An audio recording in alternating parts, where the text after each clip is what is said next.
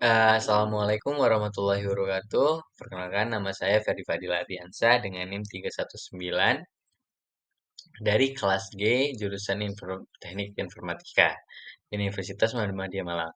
Nah, di sini saya akan membahas tentang memahami sistem intelijen bisnis dan pendukung keputusan. Business Intelligence atau BI dan Decision Support System atau DSS ini adalah alat strategis untuk membantu organisasi mengumpulkan, menganalisis, dan memanfaatkan data untuk pembuatan keputusan yang lebih cerdas dan efektif. Dengan BI dan DSS, organisasi dapat meningkatkan kinerja dan keunggulan kompetitif. Selanjutnya, definisi dan komponen sistem intelligence bisnis. Yang pertama ada data terpadu. BI mengumpulkan data dari berbagai sumber baik internal maupun eksternal ke dalam suatu platform terintegrasi. Yang kedua, analitik canggih. Alat-alat analitik yang kompleks seperti machine learning dan kecerdasan buatan digunakan untuk mengekstrak wawasan yang berharga dari data.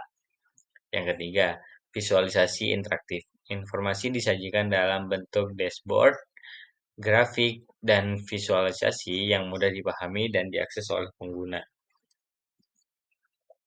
Uh, Adapun manfaat implementasi sistem intelligence bisnis, yaitu ada tiga. Pengambilan keputusan yang lebih baik. Nah, BI ini membantu manajer mengambil keputusan yang lebih cepat dan efektif berdasarkan data terkini dan analisis sistem komprehensif.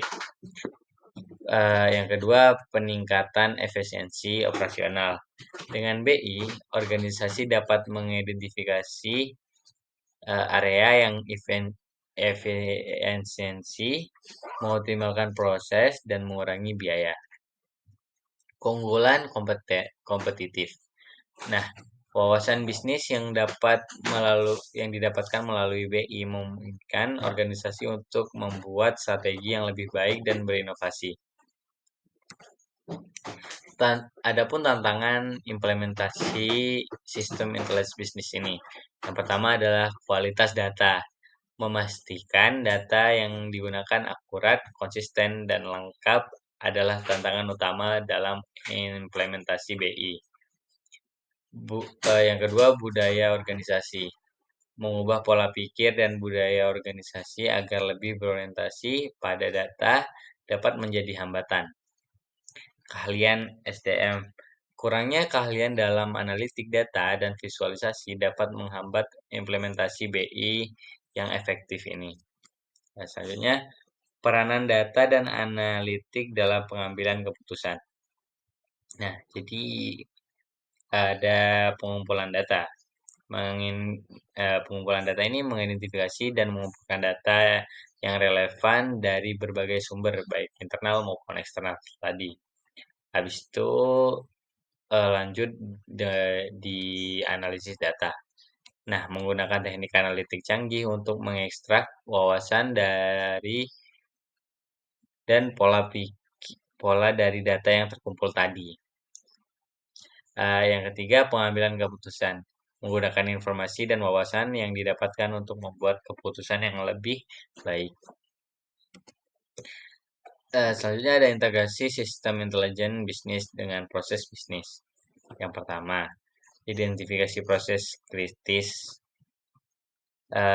Ini menentukan area bisnis yang paling membutuhkan dukungan BI untuk pengambilan keputusan. Yang kedua ada penyesuaian alur kerja, pemantauan dan umpan balik.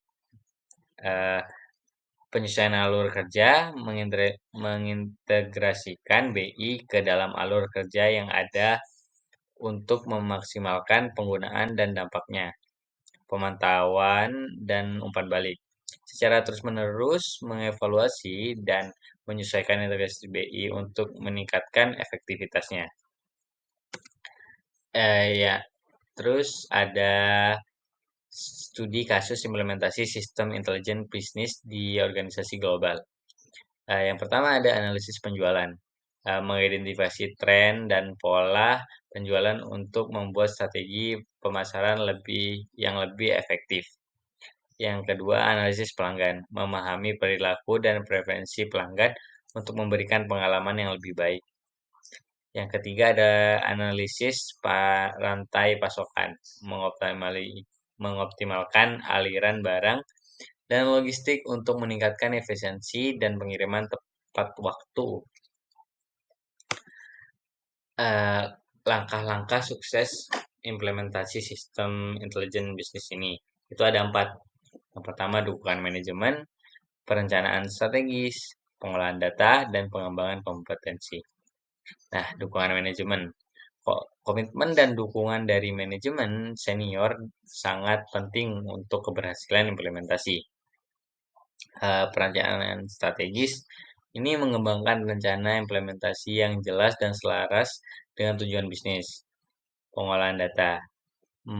Pengolahan data ini memastikan kualitas, keamanan, dan integritas data merupakan dasar yang kuat untuk BI untuk menjalankan biar sukses BI ini.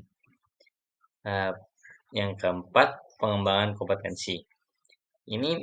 Pengembangan kompetensi ini melatih dan membekali karyawan dengan keterampilan analitik data yang dibutuhkan. Kesimpulan dan rekomendasi. Nah, yang pertama, masa depan BI yang cerah. Yang dimaksudkan masa depan BI yang cerah, karena dengan perkembangan teknologi data dan analitik, masa depan sistem intelijen bisnis semakin menjanjikan. Yang kedua, ada perubahan organisasi yang diperlukan. Implementasi BI yang sukses membutuhkan perubahan budaya dan mindset organisasi menuju kultur yang berbasis data. Kolaborasi lintas fungsi. Ini keterlibatan dan kolaborasi dari berbagai fungsi bisnis akan memperkuat manfaat implementasi sistem intelijen bisnis. Sekian dan dari saya, kurang lebihnya mohon maaf.